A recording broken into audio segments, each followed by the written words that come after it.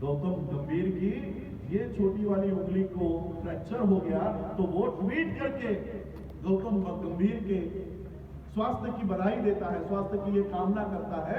लेकिन जिस संविधान के वजह से नरेंद्र मोदी प्राइम मिनिस्टर बना, उस संविधान को जलाने पर थोड़ा भी दुख व्यक्त नहीं करता। ऐसे लोग इस देश के संसद में, बाबा साहब ने ये धोखा 1949 को ही पहचान लिया था। संविधान देते समय बाबा साहब ने कहा कि ये संविधान तो मैंने अच्छा बनाया है, ये संविधान तो उत्कृष्ट है, विश्व का सबसे बढ़िया संविधान मैंने आप लोगों को बना के दिया है। लेकिन जिनके हाथों में जा रहा है, अगर वो लोग नालायक है तो संविधान किसी काम का नहीं होगा, किसी काम का नहीं होगा। और इसलिए इस देश के संविधान को सही में इम्प्लीमेंट करना चाहते हो, इस देश के संविधान को सही में लागू करना चाहते हो, तो हमारी पार्टी को संसद में भेजना होगा, बहन मायावती जी को प्रधानमंत्री बनाना होगा। समाज पार्टी जिंदाबाद। हमारे सामने उदाहरण है, बंगाल के राजनीति में उस राज्य के लोगों ने इकट्ठा होकर ममता बनर्जी का साथ दिया। क्यों? क्योंकि मोदी जैसे लोग फिर से संसद में नहीं आने चाहिए, उनके विधानसभा में नहीं बैठने चाहिए, उनके पार्टी के लोग नहीं आने चाहिए। अगर बंगाल के लोग इकट्ठा होकर ममता बनर्जी के साथ खड़े हो सकते हैं, तो क्या पंजाब के लोग इकट्ठा होकर बहन मायावती जी के साथ खड़े नहीं हो सकते? ये सिर्फ अब ये पार्टियों की लड़ाई नहीं रही कि कांग्रेस आएगी, बीजेपी आएगी, आम आदमी भी लड़ेगी, बीएसपी भी लड़ेगी, XYZ भी लड़ेंगे। ये पार्टियों की लड़ाई नहीं है, ये विचारधारा की लड़ाई है। ये लड़ाई दो विचारधारा की है, एक विचारधारा जो बाबा साहब की है, एक विचारधारा जो तथागत बुद्ध की है, जो गुरु रविदास जी की है, और एक विचारधारा जो ब्राह्मणवादियों की है। ये हमारे महापुरुषों की विचारधारा समता की है, भाईचारे की है, इक्वलिटी, लिबर्टी, फ्रैटर्निटी, जस्टिस, न्याय की है। और दूसरी विचारधारा असमानता की है, गैर बराबरी की है। जिन पार्टियों के मैंने नाम लिए, चाहे वो बीजेपी हो, वो कांग्रेस हो, या आम आदमी पार्टी हो, मैं आपसे पूछता हूं, क्या इन पार्टियों के डिसीजन मेकिंग में क्या किसी बहुजन का रोल है? डिसीजन मेकिंग में होंगे SC/ST सेल में, लेकिन क्या निर्णय लेने की ताकत इस पार्टी के हमारे किसी आदमी में है? तो जो पार्टी हमारी नेशनल लेवल की है, हम लोगों को उसके साथ खड़ा होना चाहिए। हमारा वोट गलत या क्या कहते हो वेस्ट हो रहा है या कम हो रहा है, ये हम लोगों को अब नहीं देखना है। ये दो विचारधारा की लड़ाई चल रही है। मैं तो कहूंगा कि आज बाबा साहब का, उस समय का बाबा साहब का ये सिंबल हुआ करता था हाथी। इस हाथी को हमको मजबूत करना है। ये हाथी जो ये लोग बिठाना चाहते हैं, इसको नष्ट करना चाहते हैं, इस हाथी को खड़ा करना होगा और पूरे देश भर में इस हाथी को लेकर जाना होगा हम लोगों को। बाबा साहब का नीला झंडा हम लोगों को संसद में लहराना होगा। हालांकि ये कोई पॉलिटिकल सभा नहीं है, लेकिन मैंने ये बात इसलिए की क्योंकि आज जो लोग इस संसद के ऊपर काबिज हो गए हैं, जो लोग इस देश में हमारे हक और अधिकार को छीनना चाहते हैं, उनको अगर कोई रोक सकता है तो उसी घर से, उसी संसद से रोक सकता है। हम लोग तो कितना भी रास्तों के ऊपर बोल ले, कितने भी हम लोग आंदोलन कर ले, उसको इतना महत्व नहीं है जितना हमारे लोग अंदर से बात करते हैं। आज ये व्यवस्था संविधान से इतना नफरत क्यों करती है? क्या दिक्कत है इनको? संविधान लागू होने से पहले इस देश में कौन सा कानून था? क्या कहते हो आप उस कानून को? मनुस्मृति। मनुस्मृति लागू थी, और वो कब से लागू थी? 2500 सालों से लागू थी। 2500 सालों से इस देश में मनुस्मृति लागू थी। आज बाबा साहब का संविधान इस देश में लागू है, इसलिए मैं माइक पे बोल सकता हूं, इसलिए आप कुर्सियों पे बैठ सकते हैं, इसलिए आप अच्छे कपड़े पहन सकते हैं। मनुस्मृति के कानून में हमारे साथ क्या बर्ताव हुआ करता था पता है? आज जिस संविधान के बदौलत हम सूट बूट टाई कोट पहन रहे हैं, हमारे बंदे जी चीवर पहनते हैं, मुझे आप बताओ अगर संविधान नहीं होता तो क्या किसी बौद्ध भिक्खु को चीवर में घूमने दिया करते? आज ये बौद्ध भिक्खु भी हमको चीवर में दिखाई देते हैं तो वो संविधान की वजह से दिखाई देते हैं। हमारे बदन पर ये जो कपड़े आए हैं ये भी संविधान की बदौलत है, बाबा साहब की बदौलत है। वरना उन्हीं बाबा साहब को जब संविधान इस देश में नहीं था, मनुस्मृति लागू था, तो बाबा साहब को कैसे कपड़े दिए जाते थे पता है? बाबा साहब की माता भीमाई बाबा साहब को बाजार में लेकर जाती, कपड़े की दुकान पर लेकर जाती और नए कपड़े लेने के लिए वो दुकानदार को पैसे देती। वो दुकान वाला बाबा साहब को कपड़े कैसे देता था पता है? पहले एक गिलास में पानी लेता था, वो जमीन के ऊपर डालता था, पैर से उसको कीचड़ करता था और नए कपड़े उस कीचड़ में खराब करके बाबा साहब के मुंह पे फेंक देता था। क्यों? क्योंकि अछूतों को नए कपड़े पहनने का अधिकार नहीं है। जिन बाबा साहब को मनुस्मृति के कानून में गंदे कपड़े पहनाए जाते थे, आज उन्हीं बाबा साहब के संविधान में हम सूट बूट टाई कोट पहनते हैं। सूट बूट टाई कोट पहन रहे बाबा साहब के संविधान में। बाबा साहब मनुस्मृति में बाबा साहब, मैं और किसी का उदाहरण नहीं दूंगा कि आपके पूर्वजों पे क्या होता था, आपके दादा दादी के ऊपर क्या होता था, वो तो बहुत दूर की बात है। जिन्होंने इस व्यवस्था को तोड़ा उनके साथ क्या हुआ, बाबा साहब के साथ क्या हुआ। और इसलिए हम लोगों को जिस संविधान के वजह से हमको ये ताकत मिली है उसको बचाना होगा। मनुस्मृति इस देश में 2500 सालों तक राज कर रही है, 2500 सालों तक। गुरु रविदास जी ने उसी व्यवस्था के खिलाफ आंदोलन किया। हमारे जितने भी संत महापुरुष हुए उन्होंने सब ने उस व्यवस्था के खिलाफ आंदोलन किया और बाबा साहब ने इन्हीं सभी लोगों के आंदोलन को इस देश के संविधान में अंकित कर दिया, कानून बना दिया। गुरु रविदास जी का जो कहना है वो बाबा साहब ने देश के संविधान के कानून में, संविधान में लॉ बनाकर पास कर दिया, लॉ बनाकर पास कर दिया। इसलिए इनको दिक्कत है। इस देश के संविधान के पहले 10 पन्ने भी अगर सही से लागू हो जाते हैं, ये देश हमारे महापुरुषों की विरासत बन जाता है। इतनी ताकत है देश के संविधान में, इसलिए तो ये लागू नहीं करना चाहते। 2500 सालों के संविधान को 2500 सालों के मनुस्मृति को 70 साल के संविधान से डर लगने लग गया। 1950 में संविधान लागू हुआ। 1950 से पहले क्या आपके पास ये गुरु घर था? 1950 के पहले क्या आपके पास इतने बड़े बड़े कोठियां थी, गाड़ियां थी? क्या आप लोग इससे 1950 से पहले ऐसे कुर्सियों पे बैठकर कार्यक्रम किया करते थे? नहीं, ये सब 1950 के बाद शुरू हुआ, संविधान लागू होने के बाद शुरू हुआ। जो संविधान हमको ये ताकत देता है, हमारा कितना कर्तव्य बनता है कि जहां से हमको ताकत मिलती है उसे बचाया जाए। आज उसे खत्म किया जा रहा है। आपके बच्चे जिन स्कूलों में पढ़ने वाले हैं उन स्कूलों को बेचा जा रहा है, उन स्कूलों को खत्म किया जा रहा है। आपके लोग जिन पब्लिक सेक्टर में नौकरियां कर कर उन्होंने अपने परिवारों को पाला, उन्होंने अपने परिवारों को बड़ा किया, आज वो नौकरियां खत्म कर रहे हैं।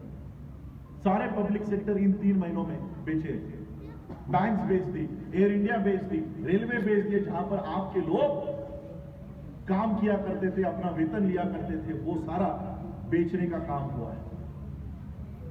वो इसलिए कि जिस संविधान के माध्यम से आप लोगों ने अपनी कोठियां बना ली, गुरु घर बना लिए, आइंदा से आप ये फैसिलिटी ना ले सके, इसलिए संविधान को खत्म करने का काम हो रहा।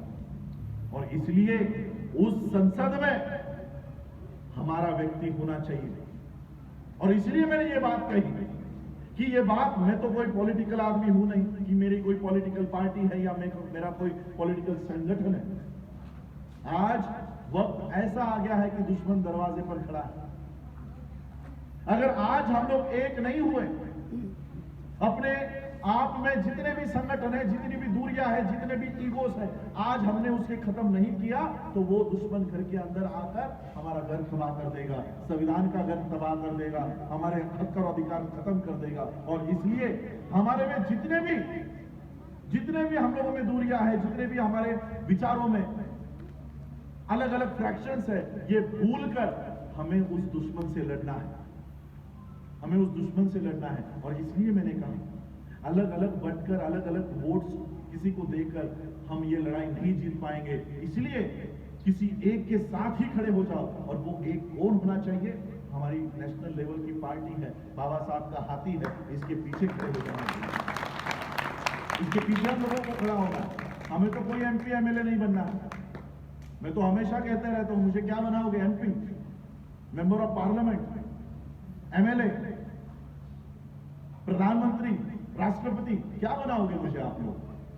मेरे पीछे जो अंबेडकर नाम लगता है वो राष्ट्रपति से बड़ा है, राष्ट्रपति पद से कहीं ज्यादा बड़ा है। पूरे विश्व में मुझे आमंत्रित किया जाता है, लंदन हो, अमेरिका हो, ऑस्ट्रेलिया हो, जापान हो, यूनाइटेड नेशंस के कॉन्फ्रेंसेस में हम जाते हैं, तब जाके पता चलता है कि बाबा साहब हमारे लिए क्या क्या करके गए हैं। मुझे वहां पर जाकर अपनी आइडेंटिटी भी बताने की जरूरत नहीं पड़ती।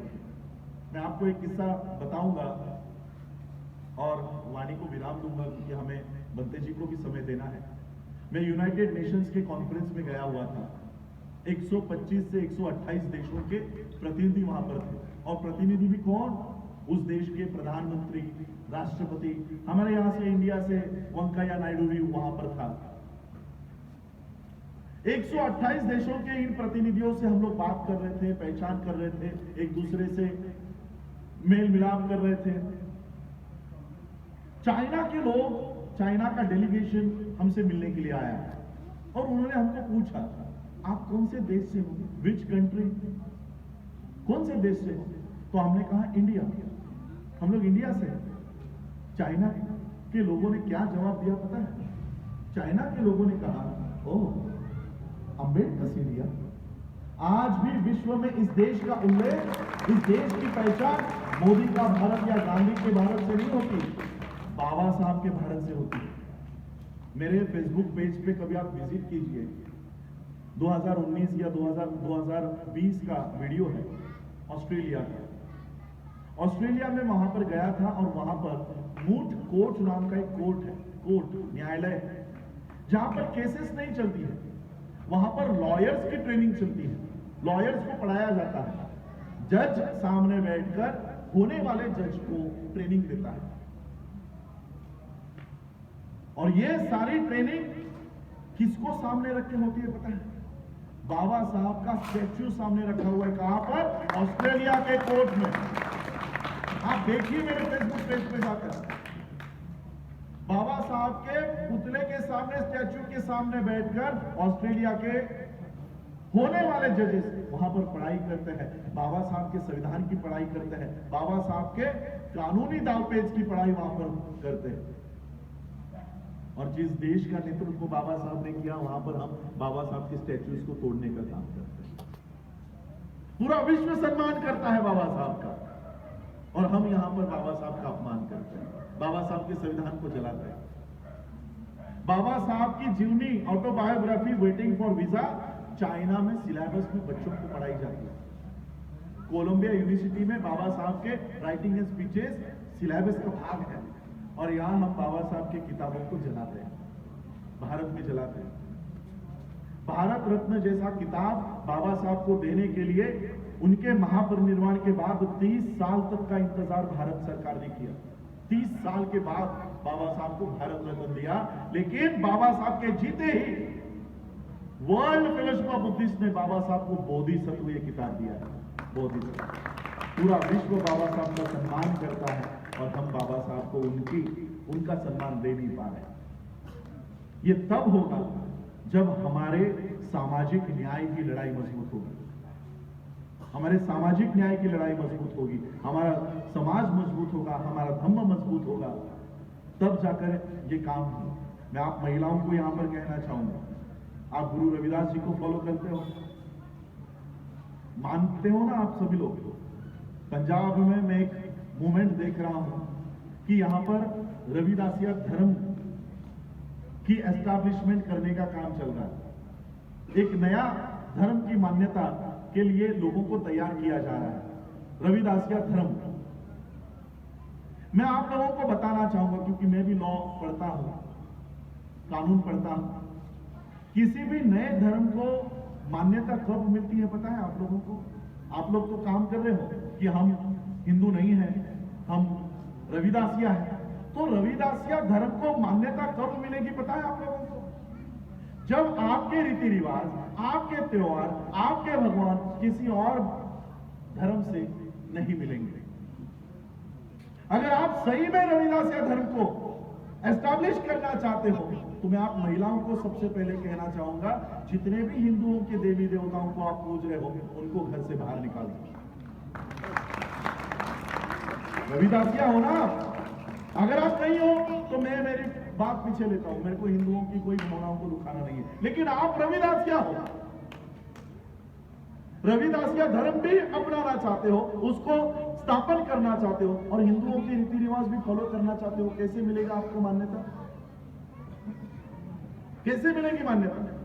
ये आप लोग उनके जो त्योहार कर रहे हो, माता की चौकी, वो चांद देखकर उपवास तोड़ना, फिर से मैं नाम भूल गया, वो हमारे में होता ही नहीं है कभी, इसलिए करवा चौथ, ये सब बंद करो। करवा चौथ, माता की चौकी और ये सारा बंद करना होगा, तब जाकर आपको गुरु रविदास जी के धर्म की मान्यता मिलेगी, वरना तो आप फिर भी हिंदू ही कहलाए जाओगे। वही होगा।